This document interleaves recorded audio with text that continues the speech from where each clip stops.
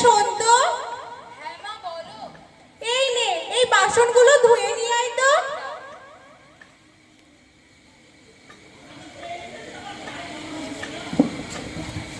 নিরুপমার মা, ও নিরুপমার মা, বাড়িতে আছো নাকি?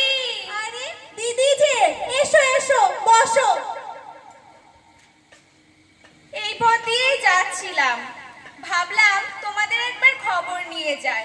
সংসারে যে চাপ, আশাই হয় না। তো কেমন আছো তোমরা সবাই? এই চলে যাচ্ছে কোনো রকমে, বুঝতেই তো পারছো। আর আসলে আমাদের যত সমস্যা ওই নিরুকে নিয়ে। কেন গো, আমাদের নিরুর আবার কি হলো? এই তো স্কুলে যাচ্ছে, তার সঙ্গে সংসারের এই চাপ, অভাব, অনটন এসবের মধ্যে দিয়ে আবার পড়ানোটা একটু সমস্যা হয়ে যাচ্ছে। এই আর কি, এইসব নিয়েই দুশ্চিন্তায় আছি। এক কাজ করো, আমাদের নিরুর বিয়ে দিয়ে দাও। বিয়ে? এখন তো নিরুর 18 বছরই সম্পন্ন হলো না। আরে রাখো তো তোমার ওই 18 বছর। ওই 18 বছর আগে তোমার আমার বিয়ে হয়ে বাচ্চা হয়ে গেছে। আমাদের নিরুর বিয়েটা দিয়ে দাও। তা আমি কি সিদ্ধান্ত নেব? নিরুর বাবাকেই ডেকে পাঠাই। কই গো, শুনছো? হ্যাঁ গো। আরে দিদি যে, কি ব্যাপার, ভালো আছো? হ্যাঁ ভালো আছি, এই পথ দিয়েই যাচ্ছিলাম, ভাবলাম তোমাদের একবার খবর নিয়ে যাই। বেশ করেছো।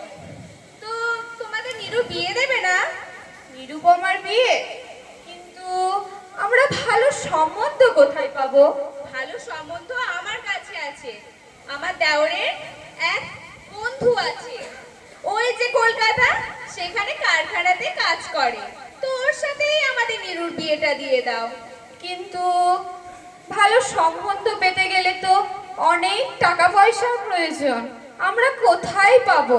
তুমি তো জানোই আমাদের অবস্থাটা। আরে রাখো টাকা পয়সা। হ্যাঁ হ্যাঁ, তোমাকে কথায় কথাতে একটা কথাই বলা হয়নি।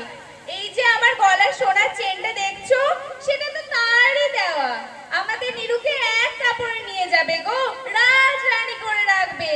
কিন্তু নিরুপমার তো এখনো 18 বছর হয়নি। 18 বছর আগে বিয়ে দেওয়া তো অপরাধ। আরে রাখো তো তোমার ওই 18 বছর। 18 বছর হয়নি তো কি হয়েছে? মেয়ে মানুষ বড় হচ্ছে, বিয়ে দিয়ে দাও গা।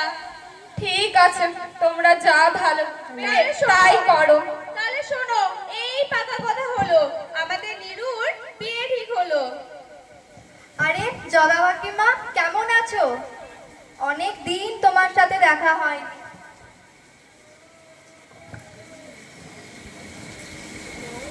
হ্যাঁ রে, ভালোই আছি। তুই কেমন আছিস অনন্যা?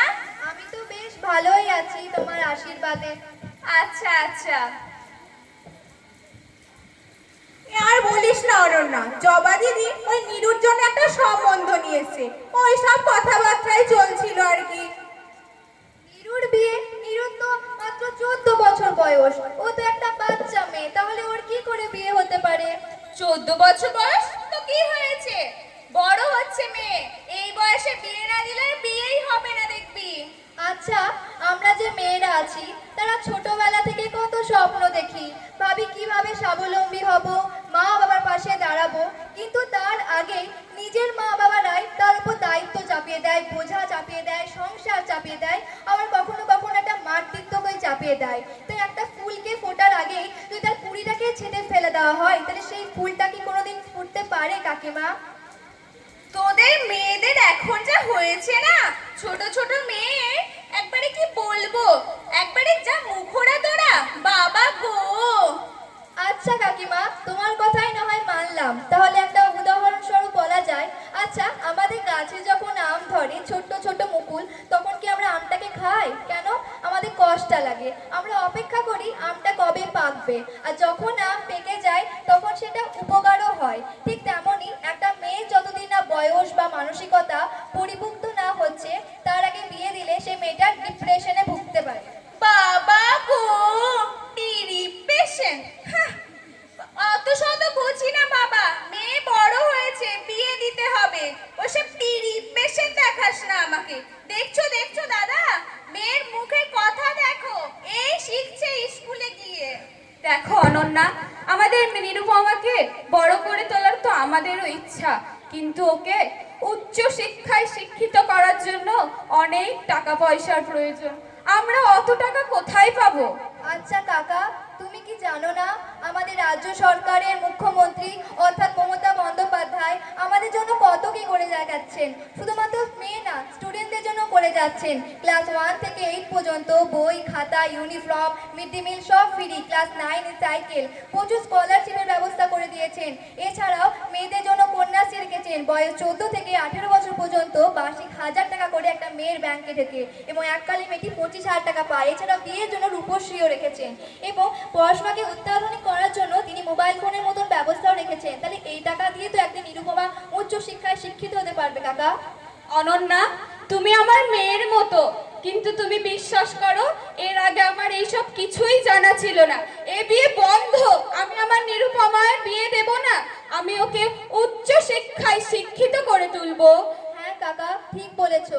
আর 18 বছর বয়সের আগে বিয়ে দেওয়া আইনত অপরাধ।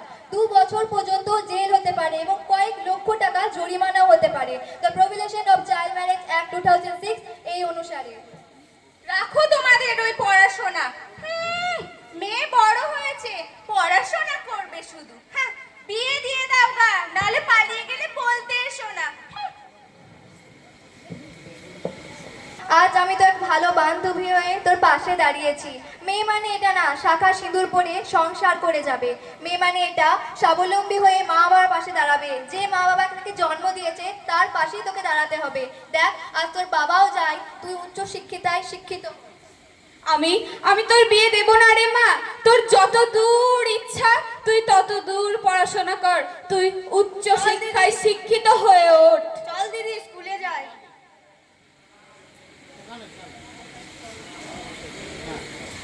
আমি রোদ্দুর হতে চাই, আমি আলোর পথে চলতে চাই।